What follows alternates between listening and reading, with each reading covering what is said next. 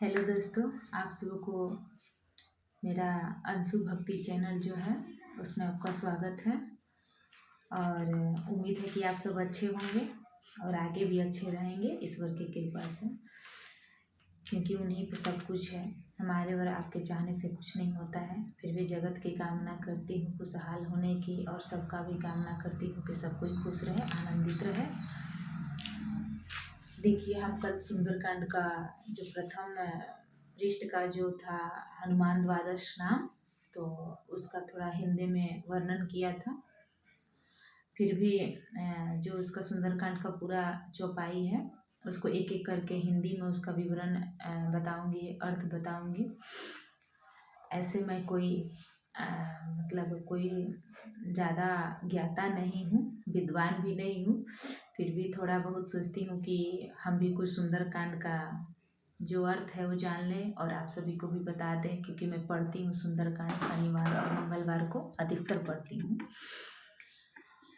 तो वही चलिए देखते हैं कि सुंदरकांड का चौपाई का एक दो चौपाई रोज बोलूँगी, और उसी में आप लोग को अच्छा लगे तो कमेंट में बताइएगा, क्योंकि जो भी गलती हो मैं सुधार करूँगी। और लाइक और सब्सक्राइब भी कर दीजिएगा, क्योंकि मैं नया चैनल बनाई हूँ तो उसके तहत थोड़ा सा ज़रूरी है।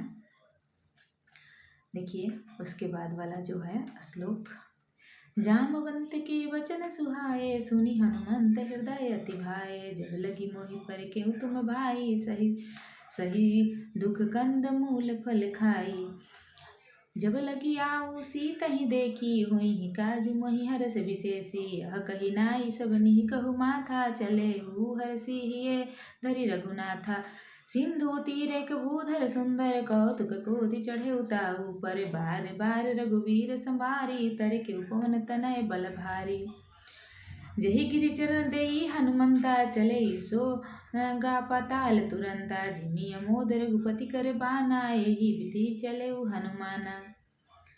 हनुमान तहि परसा कर, पुनि कीन प्रणाम। राम काज कीन्ह बिना, मोहि कहाँ विश्राम। जात पवन सुत देवन देखा, जाने कहो बल बुद्धि विशेषा। सुरसा नाम यहिनके माता, पैठी यही कहीं ते ही बाता। आज सुनह मोहि दिनी यहारा, सुनत वचन कह पवन कुमारा। राम काज करि फिर मैं आऊ, सीता कई सुति प्रभु ही सुनाऊं। इसमें जो हिंदी विवरण है, जामवंत के वचन सुहाए वाला। जामवान के सुंदर वचन सुनकर हनुमान जी के हृदय बहुत ही भाए। वे बोले, हे भाई, तुम लोग दुख सहकर कंद मूल फल खाकर तब तक मेरी राह देखना।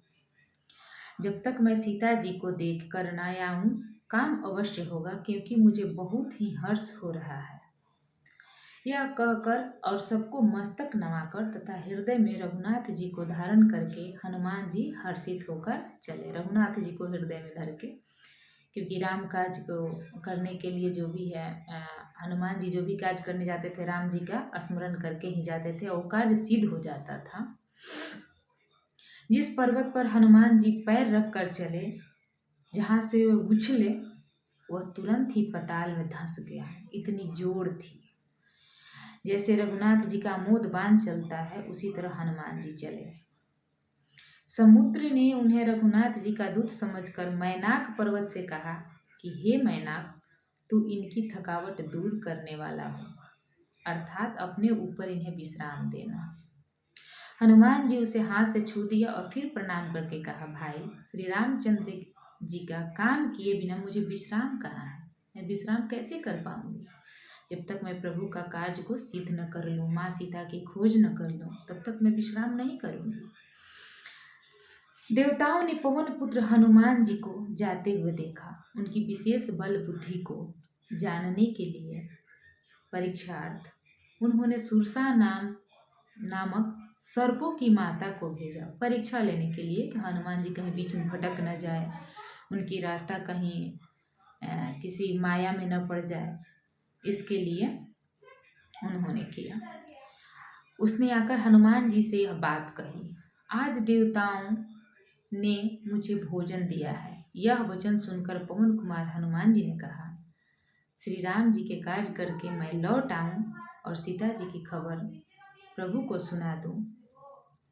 फिर आगे की जो चौपाई है कल होगा। प्रभु को सुना करके और अपने आप को सौंपने वाले थे कि मैं, हे सुरसा माता, मैं आपके समक्ष आऊँगी, आप मुझे खा लेना। तो यही जो था आपके सामने मैं 5-5 चौपाई रखूँगी, क्योंकि ज़्यादा समय मेरे पास नहीं है। सोचती हूँ कि मैं भी पढ़ लूँ। ऐसे मैं मंगलवार और शनिवार को पूरा सुंदरकांड पढ़ती हूँ। फिर भी जो सामने है वो आपको भी सुना दिए। जो गलती हो आप हमको कमेंट में बताइएगा, मैं उसको सुधार करूँगी। जय सीताराम। धन्यवाद।